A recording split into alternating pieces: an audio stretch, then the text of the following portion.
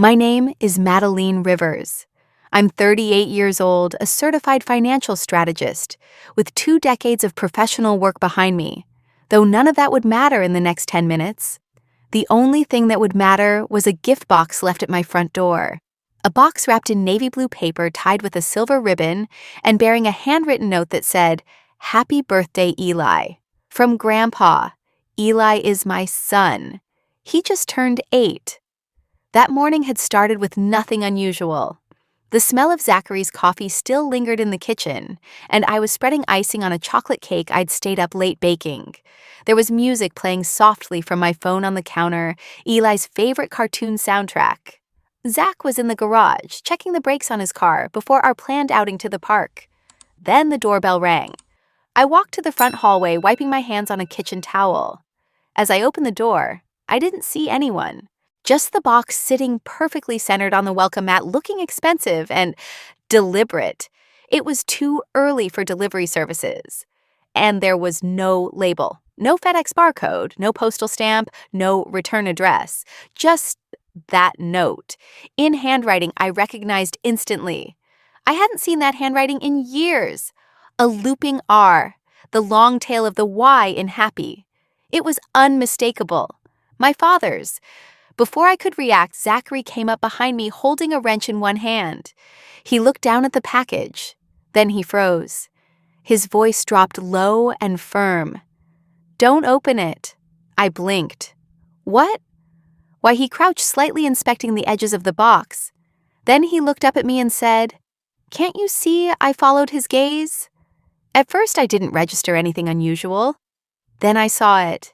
Tiny perforations along the sides of the box, almost invisible against the dark wrapping, but definitely there. Holes, circular, precise, like something inside needed to breathe. My heart rate spiked. I stepped back, suddenly aware of my pulse in my ears. I turned around, suddenly remembering Eli. He was in the hallway behind me, walking toward the door, barefoot, still in his dinosaur print pajamas, rubbing sleep from his eyes. "Is that for me?" he asked, already reaching for the doorknob. "No," I said, sharper than I intended. I moved fast, intercepting him before he could touch it. His eyes widened at my tone.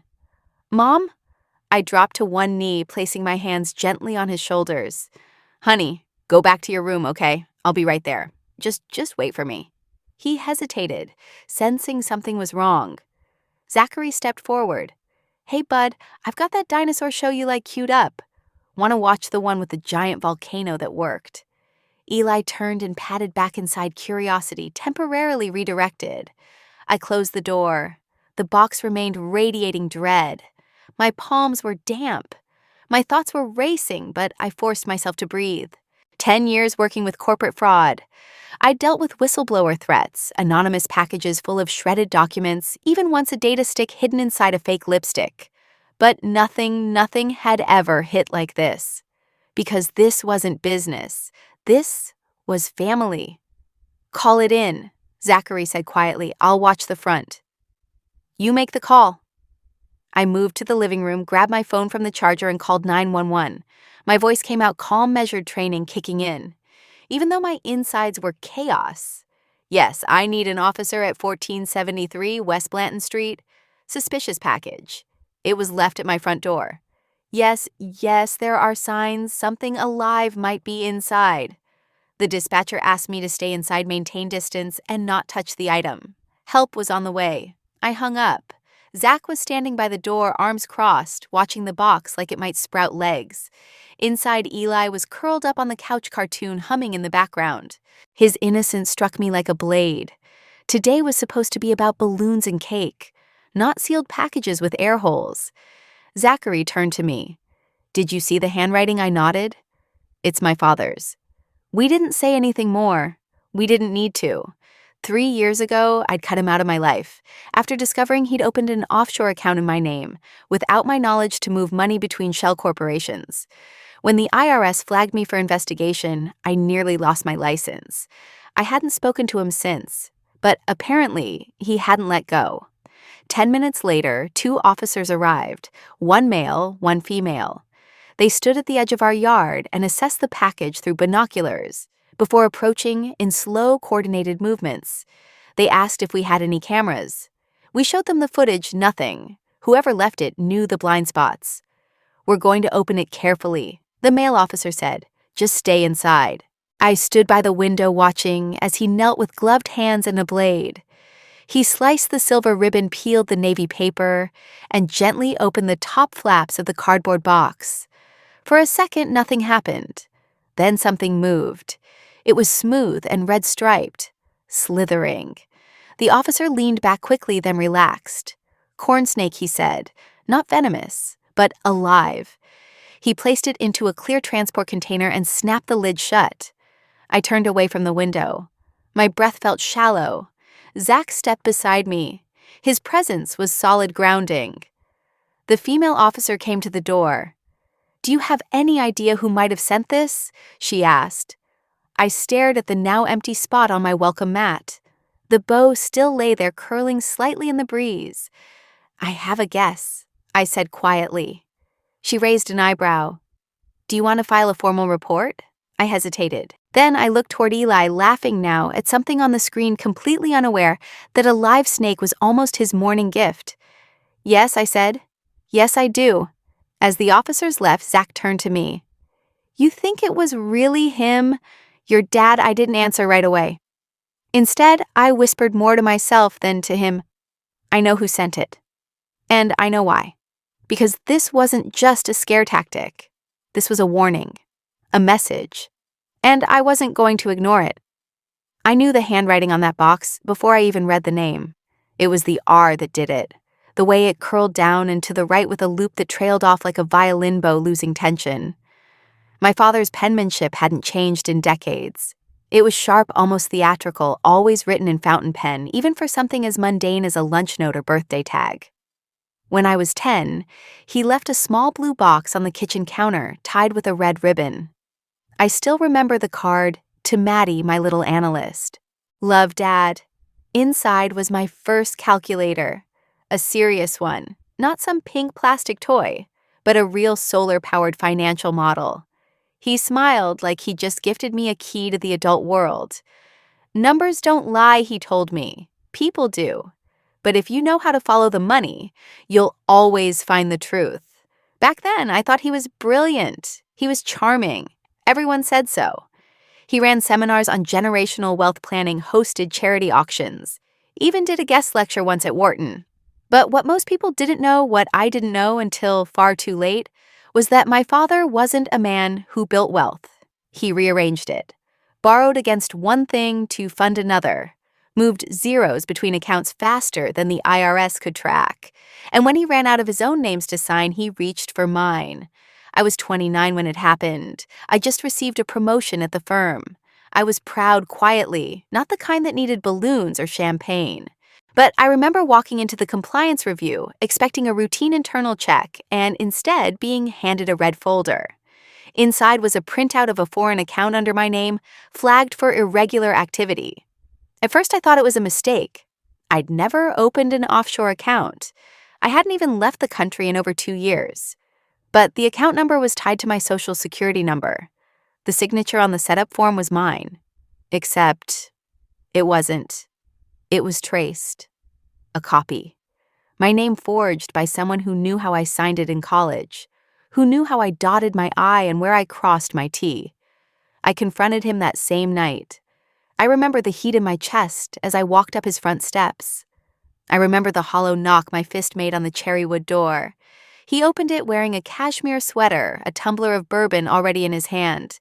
"I know about the Cayman account," I said. No preamble.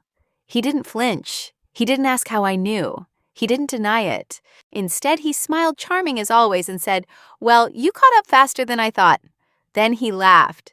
"Come on, Maddie, it's a shell. You weren't in any real danger." And I needed a clean name. I just stared at him. "You're my daughter," he said as if that excused it. "You're smart. You know how this works. You know how the system plays favorites, how the wealthy survive." I needed a little help moving some assets. You didn't even have to lift a finger, and no one got hurt. I asked him one question. Why me? His response. Because you're the only one of my children who could actually explain this to an auditor. You're the clean one, Maddie, the one with credibility. That's why you're useful. Useful, not loved, not trusted, not respected. Useful. I walked away from him that night and never looked back. Changed my passwords, froze my credit, hired a lawyer quietly, started undoing what he'd done with my name. It took months. Years, really. Reputation doesn't clean as easily as records. And now, a decade later here, I was again staring at a box with his handwriting on it. Another gift. Another moment wrapped in charm and tied with manipulation. Except this time, he hadn't forged a name. He'd signed it himself. From Grandpa. My stomach tightened. It was never just about money with him. It was about control, presentation, and timing. And now he'd chosen Eli's birthday to make another move. It wasn't random. My father didn't do accidents. He did statements. Everything, even the ribbon on that box, meant something. And if I let this moment pass, if I didn't fight back carefully surgically, it wouldn't be the last. Because people like my father don't stop until they're forced to. And I wasn't 10 anymore. Zachary wasn't always part of this story. There was a time when it was just me and Eli alone in a one-bedroom apartment above a nail salon with leaky pipes and windows that groaned in the winter. I was 29 broke, and carrying more than just a newborn, I was carrying the weight of betrayal. Eli's father left 2 weeks before the delivery the morning after we got the hospital bill estimate. His name was never worth repeating. He ran from responsibility like it was a burning building, leaving me with diapers, a broken lease, and $10,000 in unpaid premiums. I didn't cry when he left. I remember standing in the living room, holding the door open for him, my belly huge and tight while he packed up the last of his excuses. The moment the door closed, I sat on the floor, stared at the ceiling, and realized I would have to become the kind of woman who could survive this alone. And I did. I took night shifts, freelance auditing jobs, reviewing small business financials for pennies just to keep the lights on. I brought Eli to work in a car seat with headphones over his tiny ears, rocking him with my foot under the desk while I filed income statements. It wasn't glamorous, but it was mine. Then came Zachary. He wasn't loud, he wasn't flashy, he was present, the kind of man who asked questions and actually waited for answers. I met him at a hardware store of all places after Eli accidentally knocked over a stack of paint buckets while I was trying to fix a leak in the ceiling. Zach didn't flirt. He helped me clean up the mess. He smiled at Eli, called him sir, and handed me a roll of paper towels like it was a sacred exchange. He was an engineer, divorced, no kids, rebuilding his own sense of normal. We had coffee a week later, and then another, and somewhere between playground trips and late-night dishwashing, we built something solid. Zach never tried to replace Eli's father. He didn't need to. He just showed up, quietly, consistently, with granola bars in his glove box and Band-Aids in his wallet. When we married, Eli was 5 and asked if he could wear his superhero cape to the ceremony. We let him. Zach carried him on his shoulders into the courthouse. That photo sits framed on our kitchen wall next to our mortgage papers and Eli's first spelling test. We're not perfect. Zach and I have different ways of processing stress. He goes silent, I calculate, but we've learned to meet in the middle. We both know what it's like to rebuild a life from debris. Which is why when he looked at that box on our doorstep and said, "Don't open it," I listened. Not just because of what he saw, but because of who he was. He had nothing to prove. No ego. No need to be the hero. Just a man who understood the anatomy of danger. And Eli, my sweet, curious, dimpled boy, was too young to understand the history sealed into that cardboard. To him, birthdays meant balloons and dinosaurs and messy cake. Not legal threats disguised in ribbon. Not generational damage taped shut. He'd asked me once why he didn't have a real grandpa like his friends. I told him the truth. You do have one. He just made choices that hurt people. And until he learns how to fix that, it's not safe for him to be around us. Eli had nodded solemnly like he understood more than I wanted him to. Then he'd gone back to coloring his rocket ship, humming under his breath. I built this family from the wreckage of what my father left behind. Piece by piece, boundary by boundary, I created a space where trust wasn't a performance, where love didn't come with footnotes or interest rates. But even as I tried to move forward, the truth was undeniable. My father's shadow followed me. He existed in court documents and financial histories, in the tightened grip I had on every bill I paid. He existed in the hesitation before I signed anything, in the way I triple-checked account names, in the fact that I taught Eli how to recognize his own signature by age 7. I had built a wall around our life, but his name had been carved into the foundation, that box on the porch. It was just the latest crack, and I was done patching. The police didn't treat it like a prank, not after they saw the pattern of the holes. Not after they reviewed the footage and realized the delivery happened during the exact 10-minute window our security system reset for firmware updates. Someone had timed it precisely. Someone knew our home better than they should have. This doesn't look like a juvenile stunt, the officer said. It's calculated, and whoever left it didn't want to be seen. Zachary stood beside me in the kitchen as we reviewed the officer's report. His jaw was tight. He was never a man to jump to conclusions, but I saw it in the way his hand tapped the counter, steady, rhythmic. That was his version of pacing. When the officers left, he turned to me. "Maddie, I don't think your father did this." Not directly. I raised an eyebrow. "You saw the handwriting? I know, but handwriting can be copied, or worse, used as bait." He paused, then added carefully, "Walter may not be behind it, but he could be involved, or being used by someone else, someone who knows how to pull his strings." I wanted to disagree. I wanted to believe my father was too clever to become someone else's pawn. But the truth was, cleverness and pride often dance dangerously close, and Walter Rivers had always played both sides of every coin. That snake wasn't random. It wasn't just a scare, it was a message. And it was personal. I sat down at the kitchen table, hands clasped tight. Memories surged forward like old bruised waves. It was 2 years ago, almost to the day, when I last saw my father. Not in court, not at a bank, at Eli's school. He showed up without warning just before dismissal. Said he was there to see his grandson. No appointment, no permission. Just walked into the front office and smiled like he still belonged in our lives. The school called me immediately. I remember breaking every speed limit on the way there. When I arrived, Walter was seated in the lobby with Eli on his lap, reading a book like he'd been doing it for years. Eli looked up and smiled. "Mommy, this is Grandpa." I froze.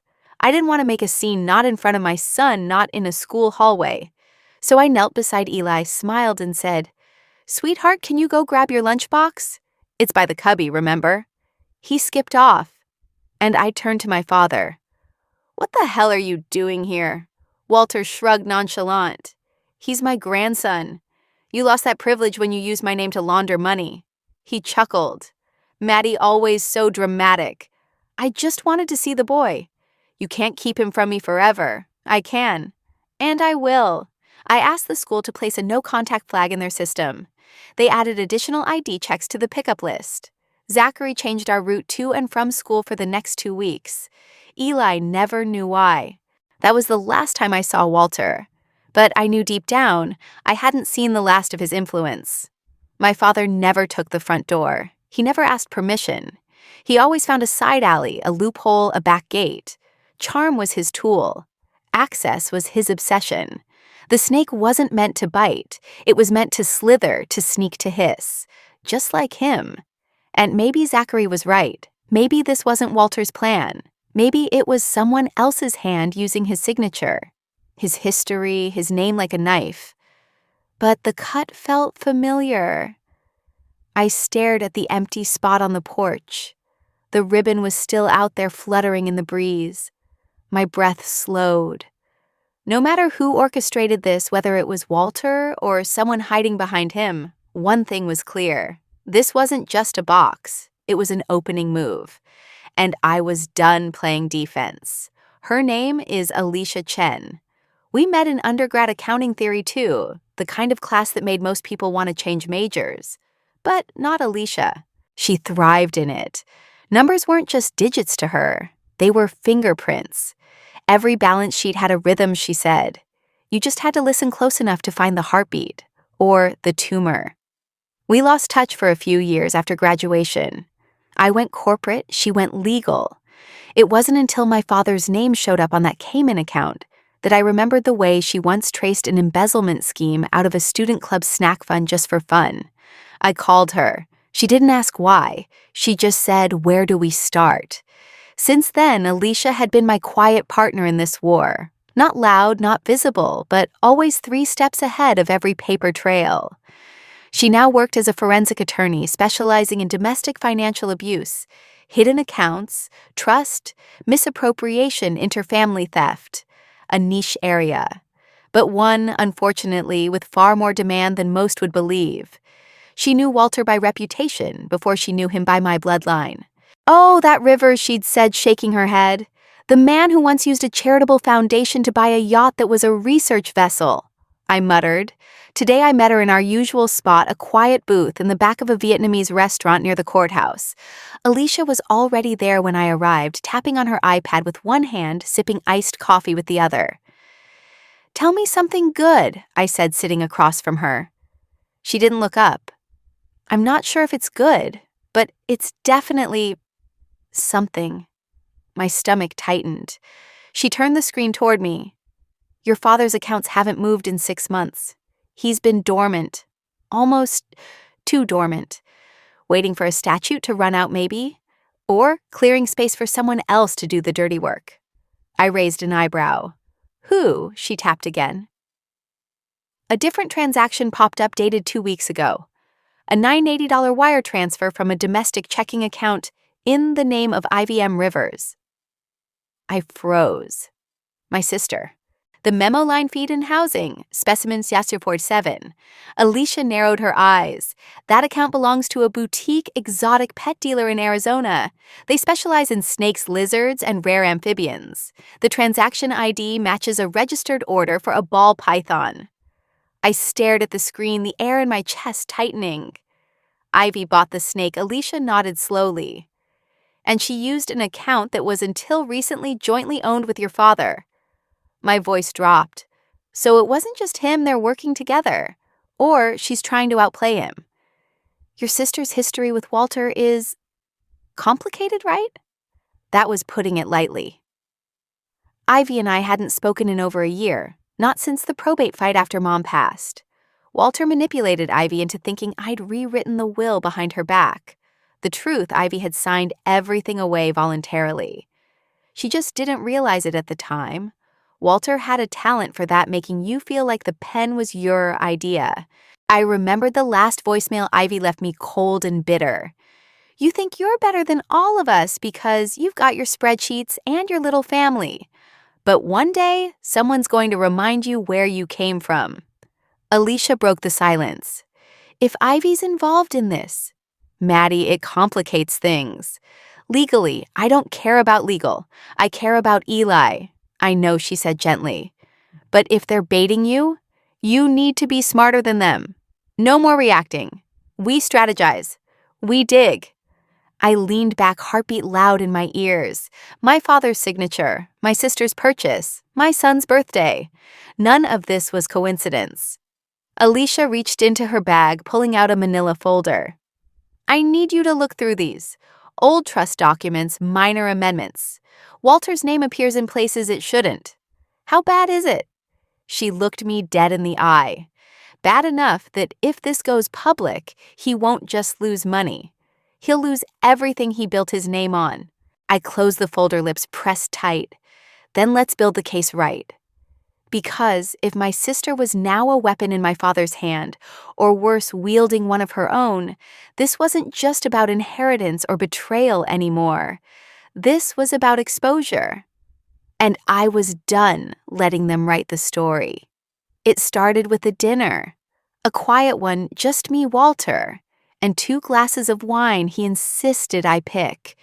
He always did that made me feel like I was in control before the real conversation began. We were at a rooftop restaurant downtown, the kind of place with linen napkins and music so soft it barely existed. I had just started my first full-time job as a junior financial analyst, and he said he wanted to celebrate. Halfway through the entree, he leaned in. He said, slicing his steak with surgical precision, "You're in a very useful position right now." I smiled politely. "Useful?" He chuckled. "You have a clean name, untouched, fresh credit, no debts, and you work in finance. That's gold, Madeleine." I blinked. "Dad, are you complimenting me or prepping me for something both?" That was his tell, smiling, just wide enough to make you question whether the discomfort in your chest was yours or his. He pulled out a manila envelope from his coat pocket. "I've been restructuring a few assets.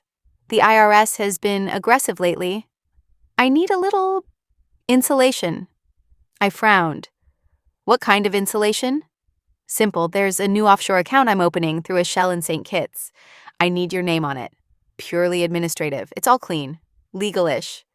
I set down my fork. "Legal-ish?" He waved a hand. "Tax optimization. Everyone does it." "Look, Maddie, this isn't about risk. It's about positioning. You'll be helping the family. And if anything happens, your name is already there. The paperwork protects you." I didn't say yes that night, but I didn't say no. And that I've learned is the real gateway. The paper showed up 2 days later, neatly printed, already pre-signed by someone named Adrian Blake. The attorney's number listed was disconnected. The notary, an old colleague of Walter's who worked out of a country club. I hesitated, but I signed, quietly, shamefully, thinking maybe this was my way into the room where the real power moved. It didn't feel like betrayal then.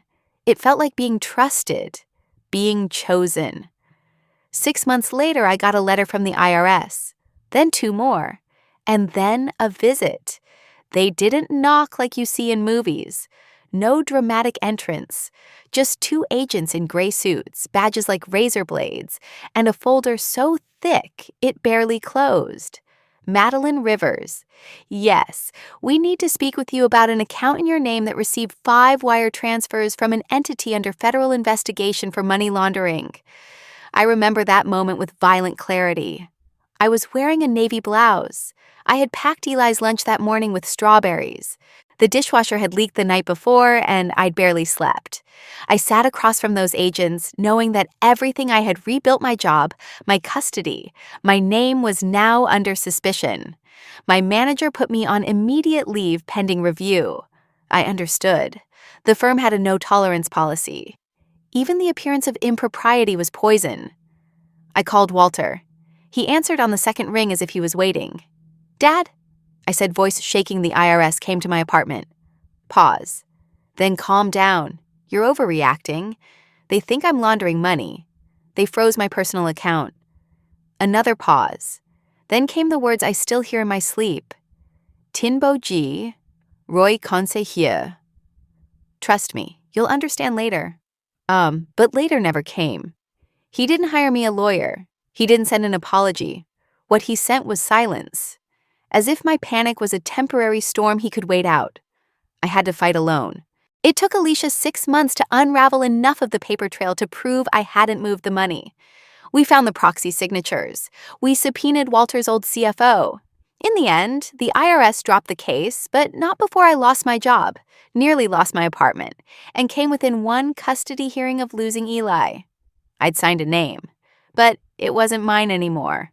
It belonged to him, and he'd used it like a weapon. The meeting wasn't planned. I didn't call ahead. I didn't dress for confrontation. I simply got in my car, drove 2 hours upstate to the estate he bought after Mom passed, and rang the bell like I was delivering a package I never wanted to hold. Walter opened the door wearing a navy cardigan and loafers, as if this were Sunday brunch. Not a confrontation, not the reckoning it was. "Madeleine," he said, smiling like I was a favorite client. I didn't smile back. "We need to talk." He stepped aside. Then talk. His living room hadn't changed. Mahogany bookshelves, expensive leather armchairs, the smell of old cologne, and aged pride. A fire burned softly in the hearth, pretending this house had warmth. I stood. He sat. You almost cost me my job, I began, voice steady. You almost cost me my son. He gave a long sigh, as if I just reminded him of a boring invoice. You didn't lose either. That's not the point. No. He tilted his head. Then what is you used my name? I built that name, he said calmly. My jaw clenched. You exploited it. You put it on accounts I didn't understand, connected to things I never approved. I trusted you. And I trusted you to keep quiet, he said. It was just paperwork. It was never just paperwork. He leaned back. Madeleine, you're upset. I get it.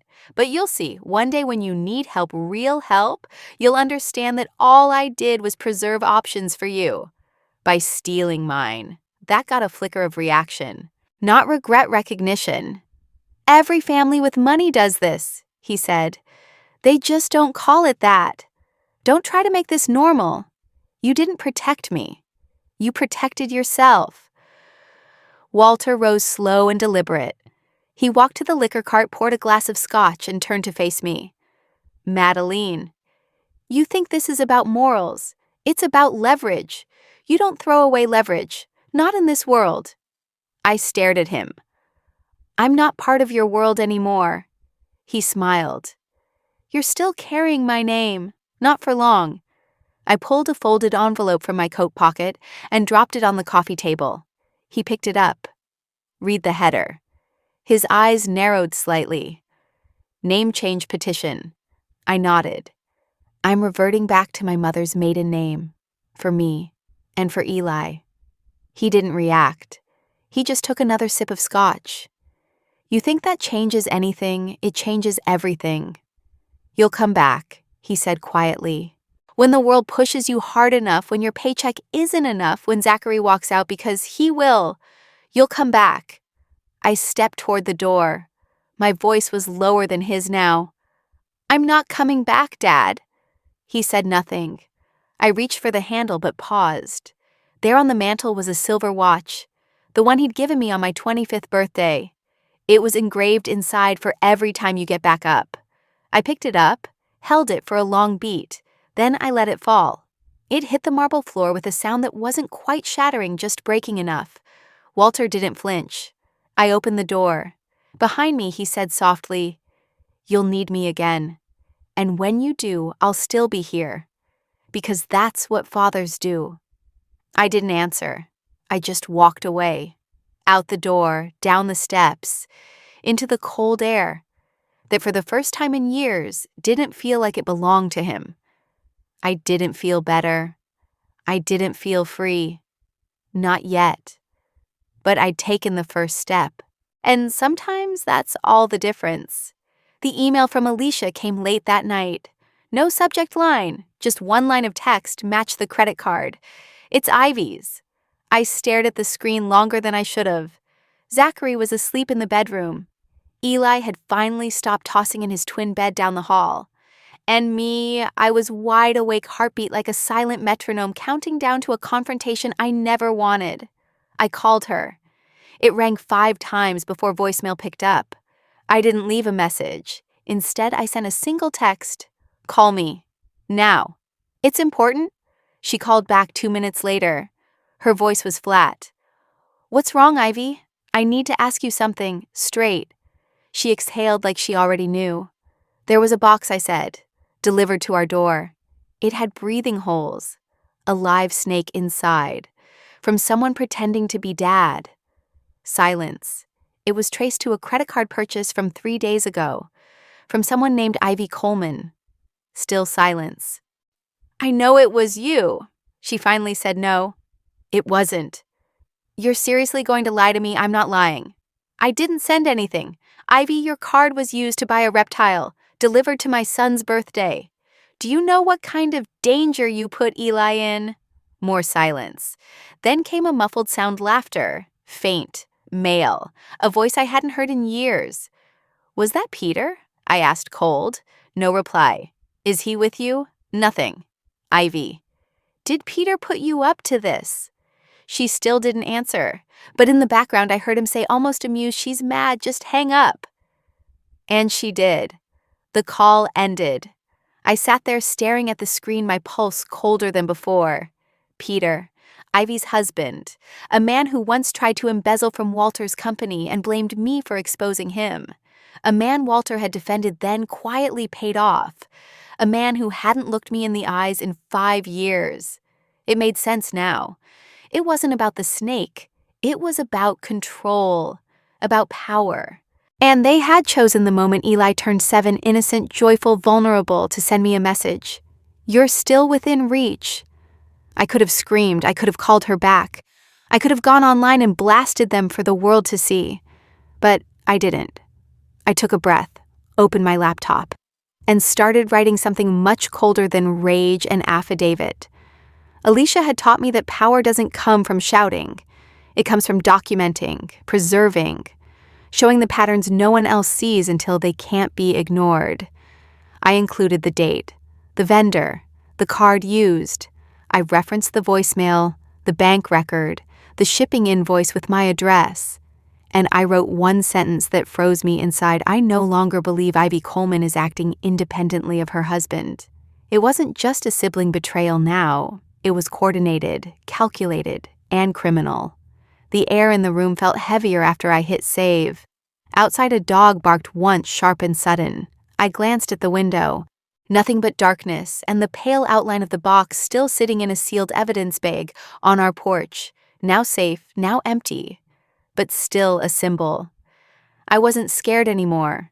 I was ready. Because silence, hers, his, even my own in the past, was no longer an option. When we were kids, Ivy always knew how to win favor. She didn't argue. She didn't question. She just agreed. At 6, she laughed when Dad mocked my handwriting. At 12, she mimicked my haircut, then told me hers looked less messy. By 16, she had mastered the quiet art of obedience, of staying close enough to his shadow to never be questioned and never be blamed. And Walter loved that. He rewarded it. I remember the first time I noticed the difference. I was 28. Ivy was 26.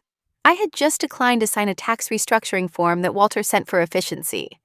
I wasn't comfortable. The offshore accounts were already risky. This new one smelled like evasion.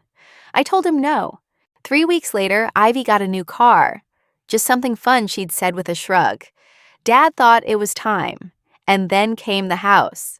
Walter owned 3 properties across the state, silent investments, he called them. When one near the coast went up for reassignment, I was told it was being gifted to Ivy and Peter as a reward for managing family assets with loyalty. That phrase haunted me. Ivy didn't ask questions. She signed what she was told. She let Peter whisper behind the scenes. And in return, Walter poured assets into their name like champagne at a gala. I, on the other hand, was the problem child, the daughter who asked too many questions, who demanded paper trails, who said no. I suppose that's why Ivy saw me as a threat, because I was, not to her personally, but to the fragile ecosystem that fed her lifestyle. If I kept pushing, if I kept digging, the facade could crack, and when it cracked, she'd lose more than just her image. She'd lose property, power, protection. So when the snake came wrapped in navy blue paper and memories, I finally saw it for what it was. Not a joke, not just vengeance. It was a message. Back off. Stop asking. Let it go. Zachary had said something like that weeks before the birthday. He'd read over the court filings Alicia and I were preparing and asked, "Are you sure this is worth it?" I had stared at him. "You think I should stop?" "No," he said gently. "But I think Ivy and Peter, people like them, they don't warn twice." That phrase came back now, full weight. They don't warn twice. I leaned back in my chair, eyes fixed on the affidavit draft on my screen. Maybe Ivy really believed that I was threatening her security. Maybe in her mind she was protecting what was rightfully hers. Maybe she truly saw me as the one unraveling the world she'd spent decades crafting in silence. And she was right. Because I wasn't just after Walter's accounts. I was after the entire web, Every shell company, every asset funneled through false names, every condo bought in my name. Every wire transfer labeled consulting, I was going to pull it into the light. Because if I didn't, Eli might grow up thinking this kind of manipulation was normal. That wealth justified deception. That blood excused betrayal. And I couldn't let that happen. I saved the affidavit, closed the file, and whispered to myself, "She thinks this ends with a snake." It didn't. It would end with truth. And for the first time, I didn't feel like the daughter left behind. I felt like the woman they underestimated. It was almost midnight when I sat down at my desk again. The house was quiet. Zachary had gone to sleep after gently rubbing my shoulder, not asking questions. Eli had fallen asleep with his astronaut pajamas and a dinosaur book still open on his chest. I closed his door softly and returned to the screen. This wasn't a night for tears. It was a night for precision. First, I opened the secure banking panel.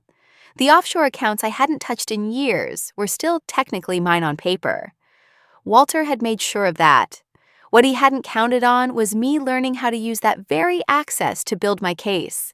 Click by click, I delinked my personal banking from any shared identifiers. I revoked legacy access. I changed my security questions to answers no one in my family could guess. Then I requested a full audit on all financial instruments under my Social Security number. I flagged suspicious accounts, set notifications on any movement, created alerts for login attempts. Next came the legal side. Alicia and I had spent months gathering documents, emails, trusts, paperwork, hidden amendments, tax filings.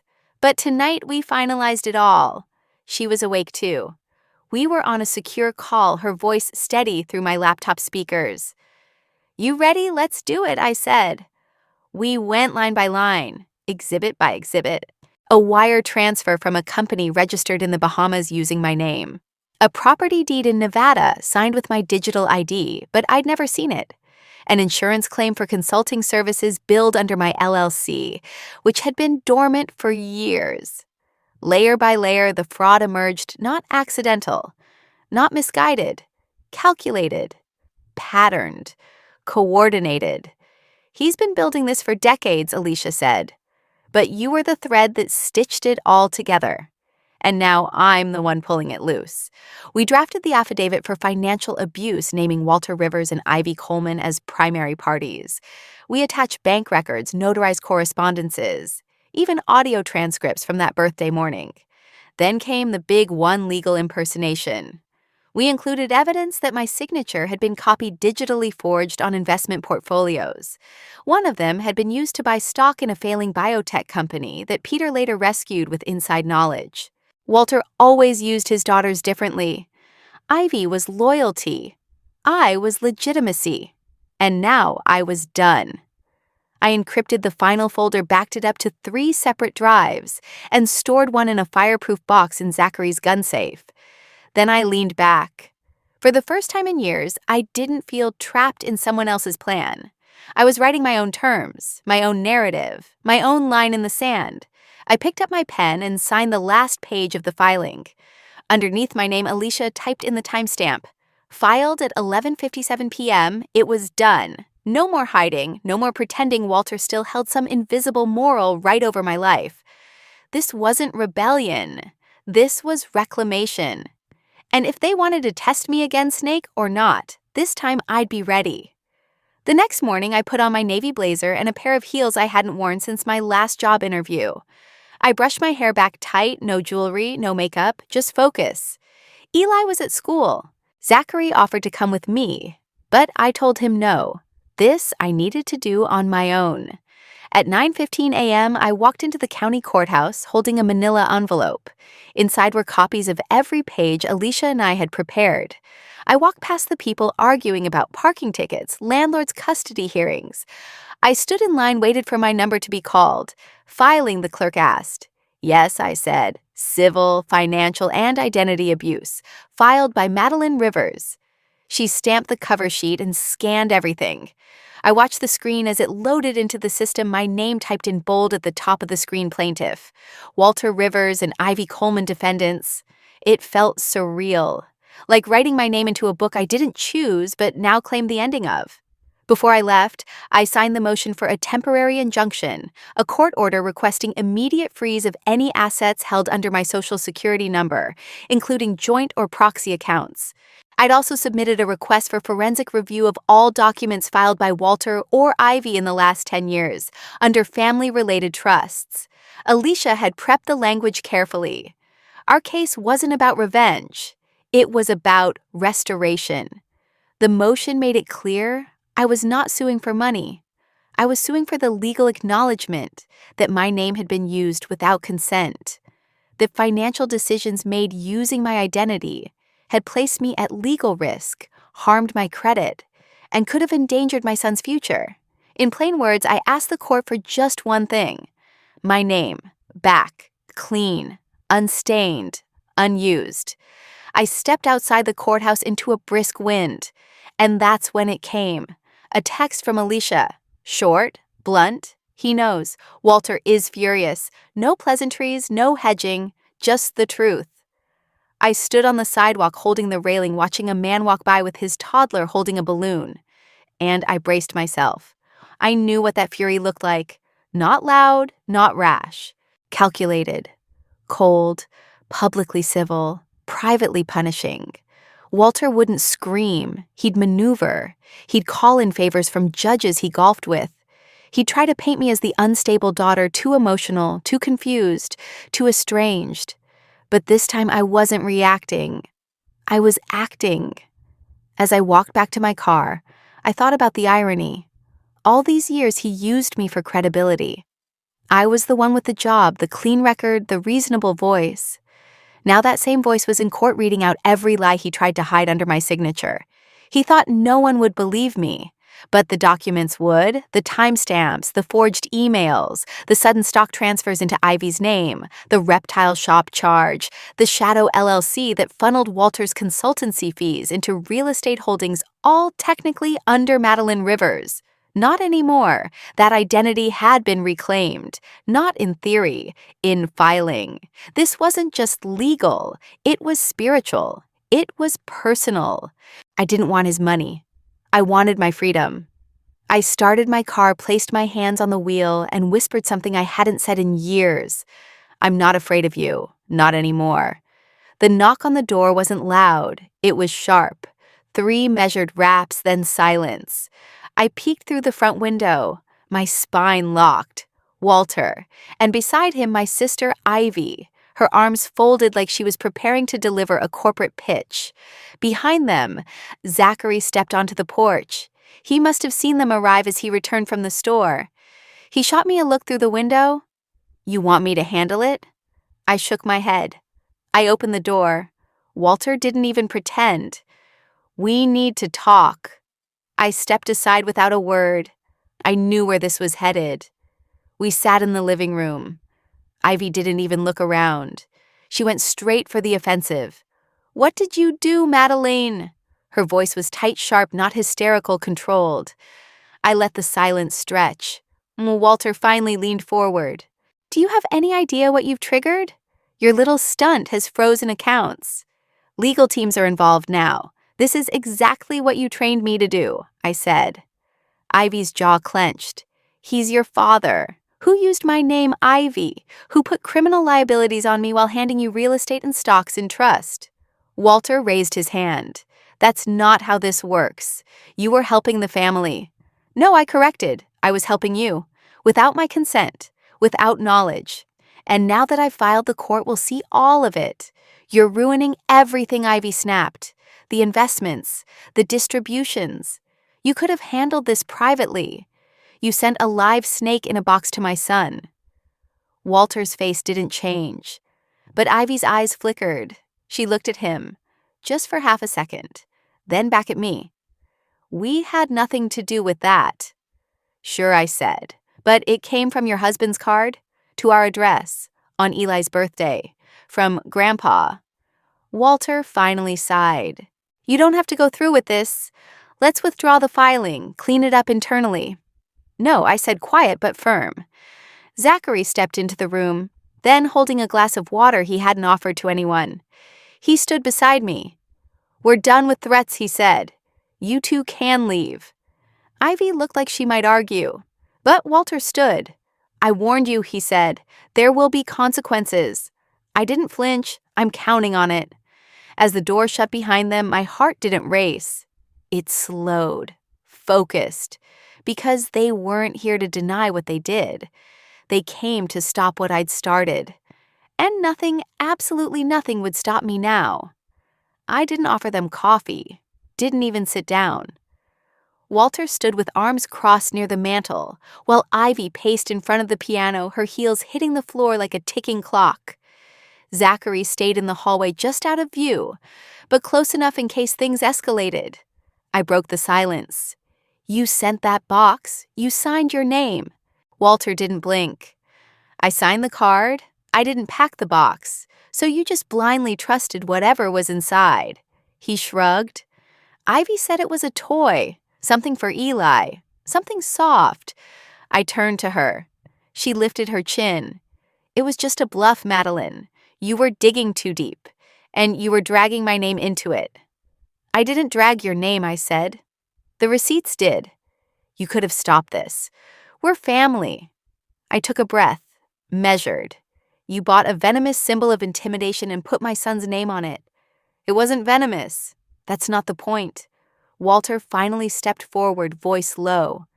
"You're burning the house down to spite the termites." I tilted my head. "Maybe it's time the house burned."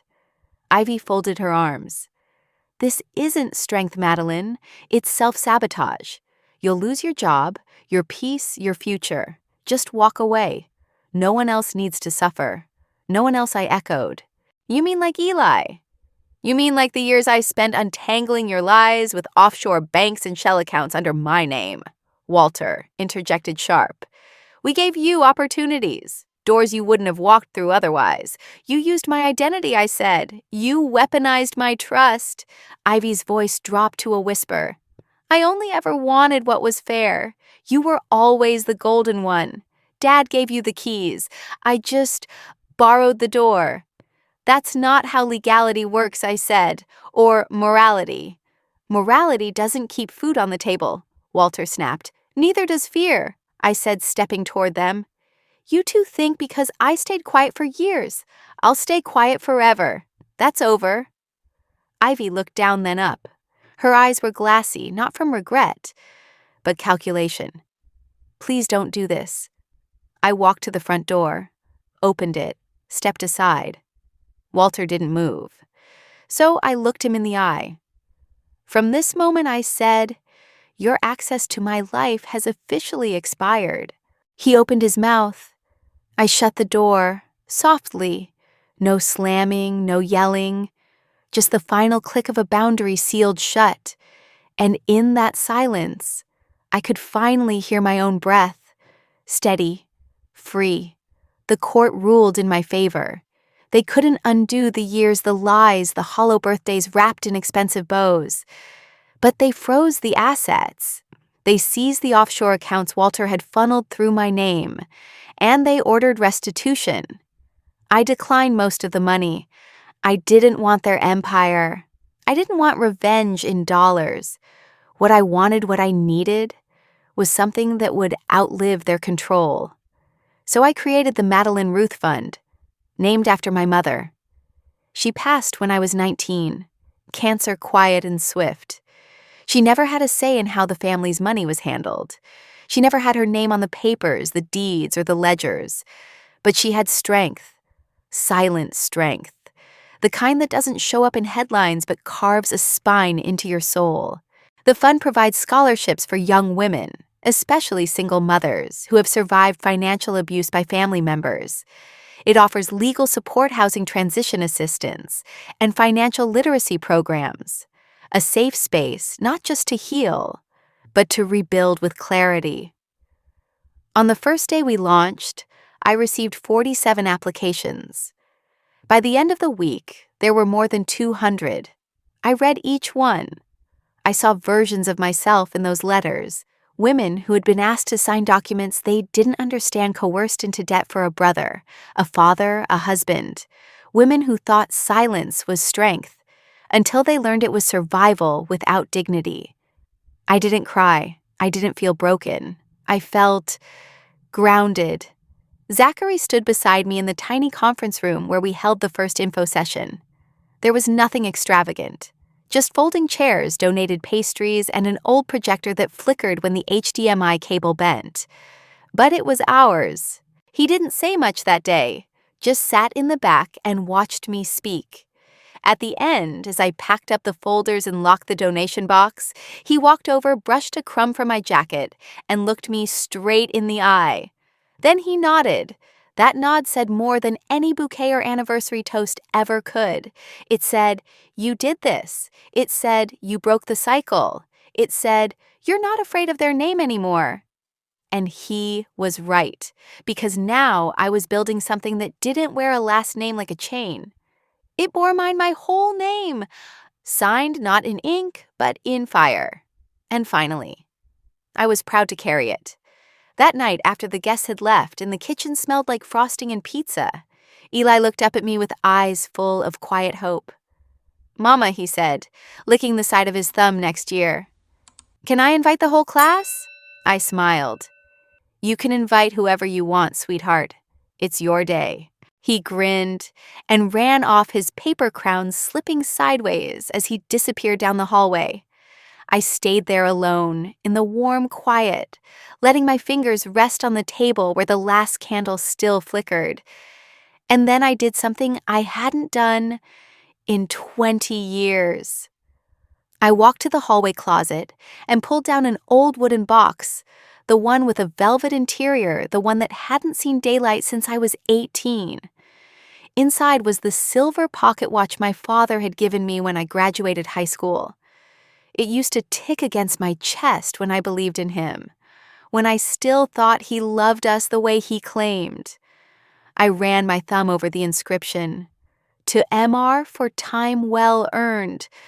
The irony didn't sting anymore. It just settled.